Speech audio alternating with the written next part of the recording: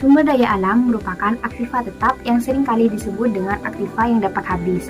Yang termasuk dalam aktiva ini adalah minyak, mineral, kayu hutan, biji besi, dan sumber daya alam lainnya. Sumber daya alam itu sendiri terbagi menjadi dua, yaitu sumber daya alam yang dapat diperbarui dan tidak dapat diperbarui. Untuk sumber daya alam yang tidak dapat diperbarui diatur dalam PSAK 64 mengenai eksplorasi dan evaluasi pertambangan pada sumber daya mineral. Untuk sumber daya alam yang dapat diperbarui diatur dalam PSAK 69 mengenai agrikultur. Aktiva sumber alam adalah aktiva yang memiliki karakteristik yang pertama habis digunakan melalui pertambangan. Yang kedua, tidak dapat diganti kecuali kayu. Dan yang ketiga, penggantian sumber daya alam berlangsung secara ilmiah. Contohnya mencakup biji besi, minyak, gas alam, batu bara, dan kayu. Sumber daya alam seperti tambang digolongkan dalam aset tetap, bukan sebagai persediaan. Karena yang diperdagangkan dalam lahan tambang adalah kandungan yang ada dalam tanah itu sendiri, bukan tanahnya yang mengandung hasil tambang. Tanah yang mengandung hasil tambang diakui sebagai aset tetap, dan hasil tambang seperti batu bara diakui sebagai aset persediaan. Persediaan adalah sumber daya alam yang diketahui dan bernilai ekonomis. Sumber daya alam dapat disebut persediaan atau cadangan apabila diketahui dari jumlah atau besarnya deposit yang telah terukur dalam satuan ton dan diketahui manfaatnya. Pencatatan dan penilaian sumber daya alam yaitu prinsip mempertemukan dan prinsip harga pokok. Prinsip harga pokok berarti bahwa pada saat perolehannya sumber daya alam harus dicatat dan dinilai sebesar harga pokok.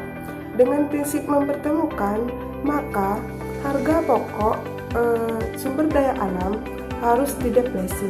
Depresi merupakan berkurangnya harga perolehan atau cost atau nilai sumber-sumber daya alam dengan proses alokasi dan pembebanan harga sumber alam secara rasional dan sistematis pada periode-periode yang menikmati manfaat ekonomi dari sumber daya alam tersebut. Pada dasarnya, harga pokok sumber alam meliputi semua pengorbanan sumber ekonomi yang terjadi dalam rangka perolehan sumber alam sampai berada pada kondisi siap dieksploitasi.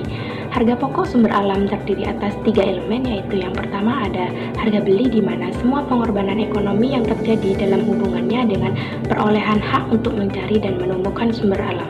Yang kedua, biaya eksplorasi, di mana semua pengorbanan ekonomi yang terjadi dalam hubungannya dengan usaha untuk mencari, meneliti, dan menemukan barang tambang pada daerah tertentu.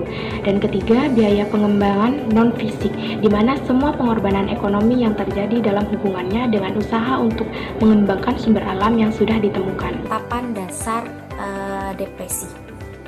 Jadi besarnya beban depresi itu setiap periodenya berbeda-beda, tergantung pada jumlah produksi yang bersangkutan. Nah, sebelum itu apa sih beban depresi? Dari beban depresi itu adalah sebagian dari biaya sumber daya alam yang digunakan selama periode tertentu. Nah, jadi untuk sumber daya alam yang tidak dapat diperbarui, depresi berarti terdapat pengurangan sumber daya yang ada. Nah, sedangkan untuk sumber daya alam yang dapat diperbarui, depresi walaupun dapat dengan usaha konservasi, namun dampaknya terhadap lingkungan hidup itu masih tetap akan membekas dan membutuhkan waktu lama untuk pemulihannya. Perusahaan seperti ExxonMobil memerlukan pengeluaran yang besar untuk menemukan sumber daya alam ini. Dan dalam setiap penemuan yang sukses terdapat banyak kegagalan. Yang lebih lanjut, penundaan yang terlalu lama sering dihadapi antara waktu biaya yang terjadi dan manfaat yang diperoleh dari sumber daya yang ditambang. Akibatnya, perusahaan dalam industri tambang seperti ExxonMobil seringkali menggunakan kebijakan yang konservatif dalam akuntansi untuk pengeluaran yang terjadi dalam menemukan dan menambang sumber daya alam. Perhitungan dasar depresi melibatkan 4 faktor, yaitu yang pertama, biaya akuisi. Biaya akuisi di sini adalah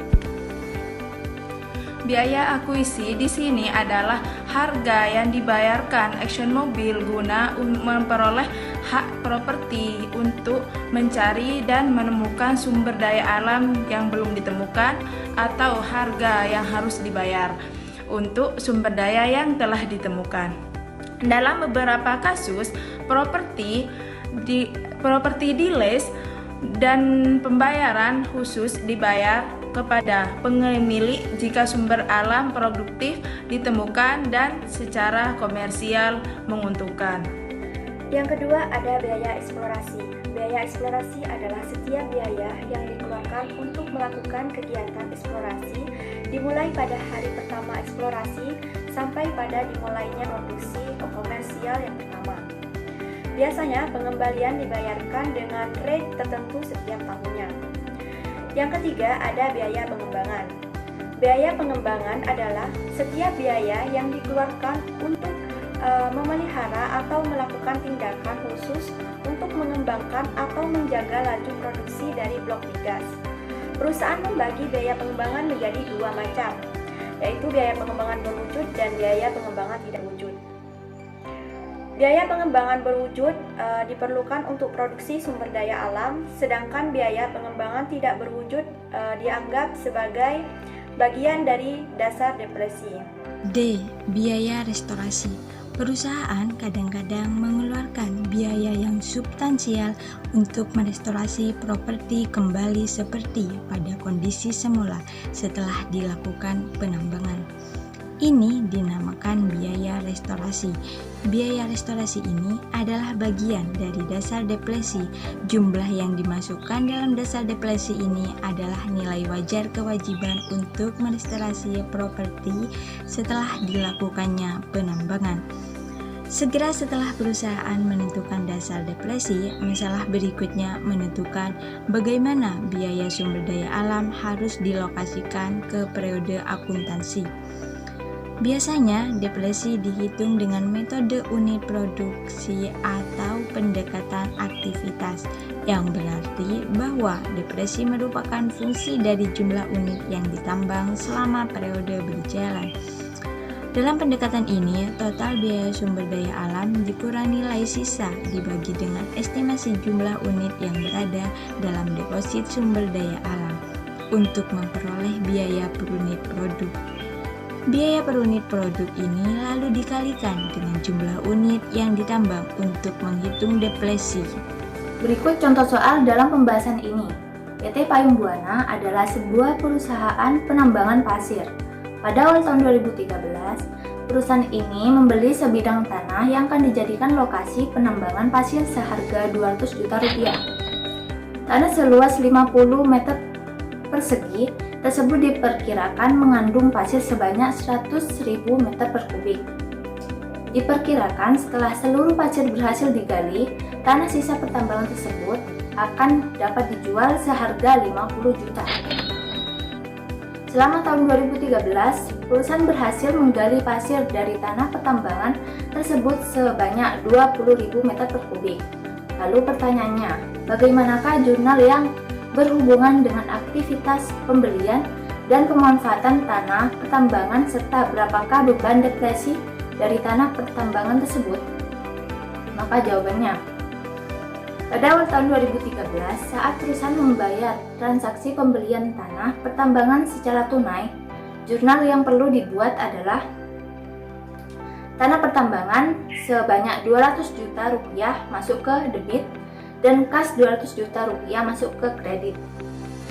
Pada awal tahun itu juga, perusahaan dapat menghitung beban depresi untuk tanah pertambangan tersebut sebesar yang diketahui harga perolehan sejumlah 200 juta rupiah, nilai sisa sejumlah 50 juta rupiah, dan estimasi jumlah unit sebesar 100.000 meter per kubik. Maka untuk mengetahui nilai depresinya adalah harga perolehan dikurangi nilai sisa dibagi estimasi jumlah unit. Maka diperoleh sebesar 1.500 per meter per kubik. Jika pada tahun 2013 PT Payung Buana berhasil menggali pasir sebanyak 20.000 meter per kubik, maka beban deflasi perusahaan untuk tahun 2013 adalah 1.500 dikali 20.000 meter per kubik, maka diperoleh dengan jumlah 30 juta rupiah. Jurnal untuk pencatatan deflasi perusahaan adalah beban deflasi sebesar 30 juta masuk ke debit dan akumulasi deflasi 30 juta masuk ke kredit. Penyajian dalam neraca tanah pertambangan yang sejumlah 200 juta rupiah dikurangi akumulasi deflasi sejumlah 30 juta rupiah, maka diperoleh hasil yakni 170 juta rupiah.